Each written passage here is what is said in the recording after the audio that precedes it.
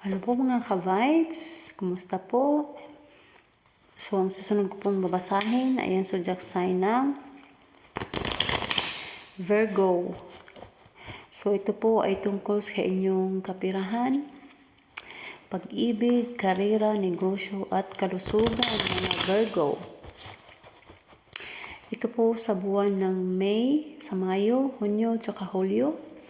May, June, tsaka July. So, tingnan po natin kung ano po ang ganap ng inyong gabay. So, mga Virgo, hello mga Virgo. So, tingnan natin kung ano po ang mensahe para sa mga Virgo. Oh, ay. So, may ano ito. Ilan to? 5. So, kuha tayo dito ng kunin natin itong isa. 4 lang kasi ang kunin ko. Ayan. So, mga Virgo. Tingnan natin. Mga Virgo. Ace of Wands. 5 of Wands. 6 of Pentacles. 8 of Pentacles. You're so beautiful, Virgo. You're feeling so beautiful, mga Virgo. Ganda yan. Think positive, mga Virgo. Feel so beautiful, all of them all. So, pakiramdam mo ay ikaw ang pinakamagandang tao sa buong mundo. Maganda yan. Maganda yan, mga Virgo. Pero maganda yung proud ka sa iyong sarili na walang hahambog, walang paghahambog sa ibang tao. Keep it in yourself. Kung naramdaman nyo na ikaw ay ang pinakamagandang nilalang sa buong mundo, wala naman pong mali sa ganyang mga comment sa ating sarili. Basta wag lang pong maging arrogante sa na ipapakita sa mga tao. So, maganda din po yan. Maganda. You're so beautiful. Success na nakikita ko dito. Success na nakikita ko dito sa mga Virgo. May nagbe-birthday dito ng petsa 8. Numero 8. May size 8. 5. So, may nakikita din akong may na-feel ako dito. Zodiac sign na Aries, Sagittarius, Gemini, tsaka Scorpio. Na naging part ng buhay ni Virgo.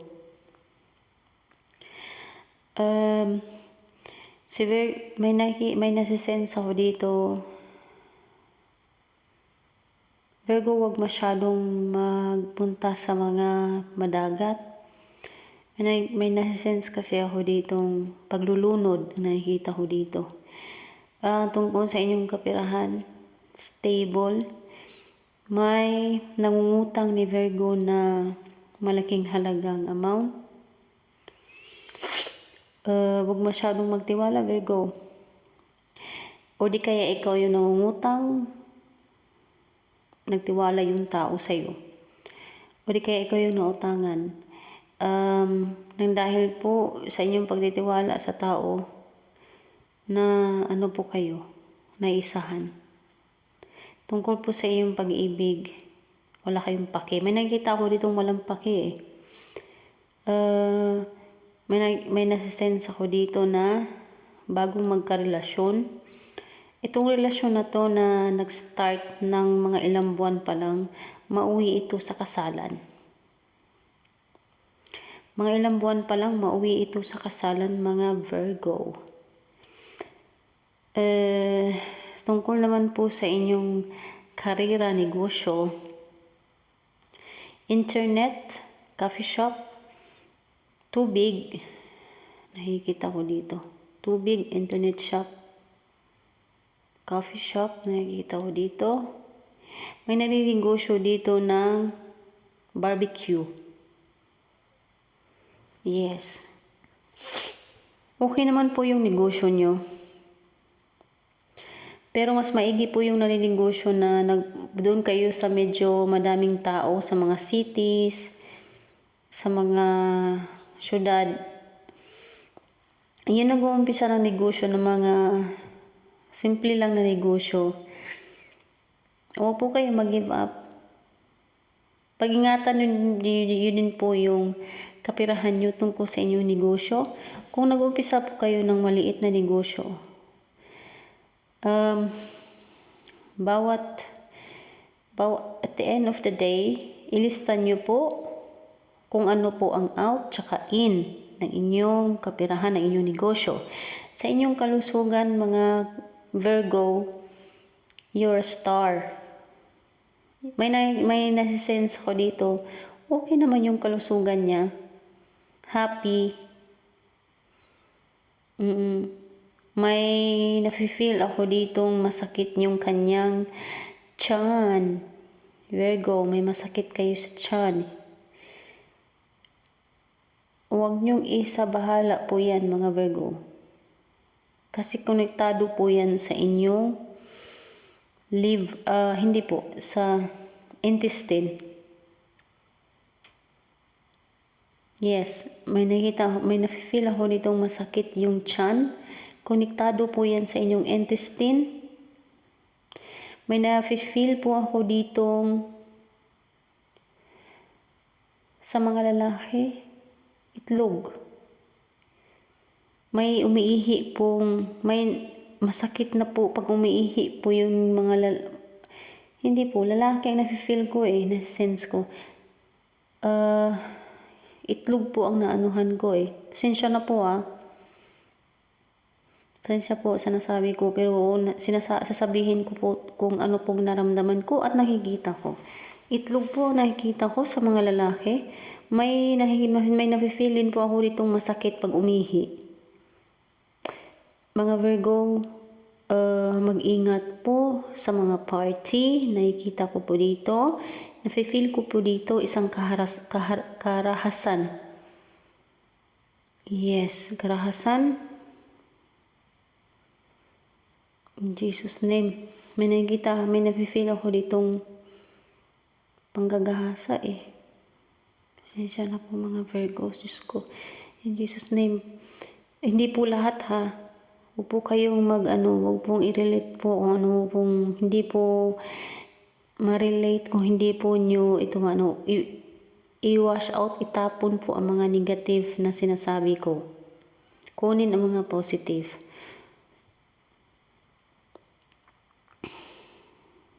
Sa kapirahan nyo po. Huwag po kayong maglagay ng pera nyo. Mga Virgo, pag may pera po kayo, ingatan nyo po. Kasi po may mangungupit. May nafe-feel, may nakikita ako ditong pangunguha, pagnanakaw. Pagnanakaw, nafe-feel ko, nakikita ko dito. May coronation, may nakikita ako ditong nananalo sa isang competition. May nafe-feel din ako ditong manliligaw or ikaw yung naliligaw. Ang daming humahanga sa'yo, ang daming nakamasid sa'yo, ang daming nagsustok sa'yo sa social media. Nanghingi sa anong account number mo, anong social media meron ka, number, contact number, messenger, kahit mga social media na may connection ka. May nagmanghingi sa'yo dito. Sa may mga asawa, nakikita ko po dito anniversary. Anniversary po. Itong anniversary nito ay isi-celebrate niyo po ng iba dito. May nakikita akong celebration. May isa din ditong celebration na walang paki yung partner niya. Pero yung isang partner niya naalala niya. May nasa-sense din ako ditong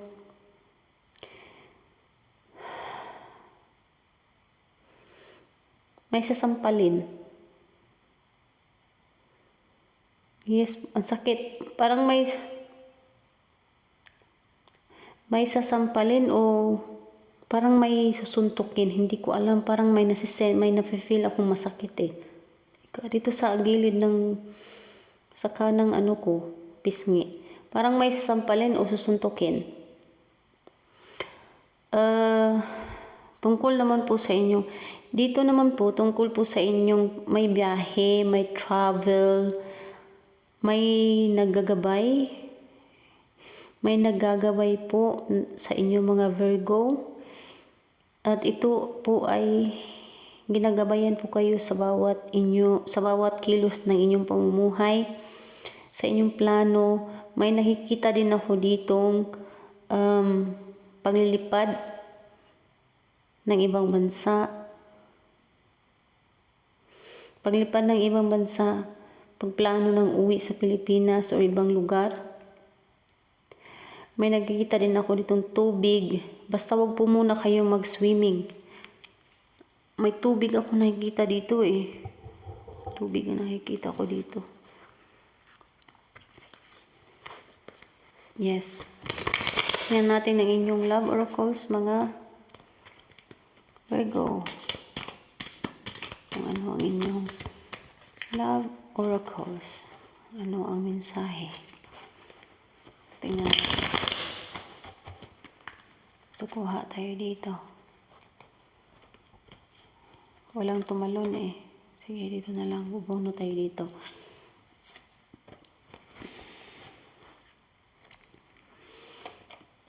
So, ang inyong una, Axe. Break up, separation, stop the pattern, silent treatment, abandonment. Heart with a key. Welcoming love, meeting the one, open your heart, getting together, perfect. Ang ganda. Ito ay ano to, itong Axe na to. Medyo ano siya. Tingnan nyo, i-review nyo kung anong sinasabi ko dito kanina. So, nakarelate po siya dito sa unang sinasabi ko tungkol sa inyong relationship, sa inyong pag-ibig. O di kaya partnership. Nagdepende po yan sa inyong relationship o di kaya relationship sa inyong negosyo, trabaho at friendship o di kaya personal relationship sa inyong asawa, sa inyong live-in partner o jowa. Meron nitong heart with key. Welcoming love, meeting the one, open your heart, getting together, perfect. So, ito po ay related din po ito na naman sa inyong pag-ibig, tsaka sa inyong partnership. Tungkol po ito sa inyong negosyo, then depende po yan. So, i-review nyo po kung ano pong sinasabi ko dito kanina. Nag-relate po ito lahat dito. So, tingnan po natin kung ano po ang ano po ang mensahe ng inyong angel spirits, angel guides sa universe. Tingnan po natin kung ano po ang numero, kung ano po ang angel number oracles po para sa inyo. Sa mga Scorpio, tingnan po natin kung ano po ang angel numbers para kay Scorpio. Buno tayo mga Scorpio. Saan dyan? So, dito tayo. Sige. So, Scorpio. Ay, bakit Scorpio ako lagi? Siguro, may Scorpio pong nag-ano dito. May Scorpio pong makarelate nito. O di kayo yung partner nyo, Scorpio. Kasi panay ako Scorpio eh. Para ito sa Virgo. Tingnan natin mga Virgo. Ito yung number, yung angel number nyo po, 1414. Embrace healing. Healing is taking place in your life. Allow it to bring positive transformation. Ang ganda mga Virgo. Yes po, ang ganda mga Virgo. So, ito po ay embrace healing.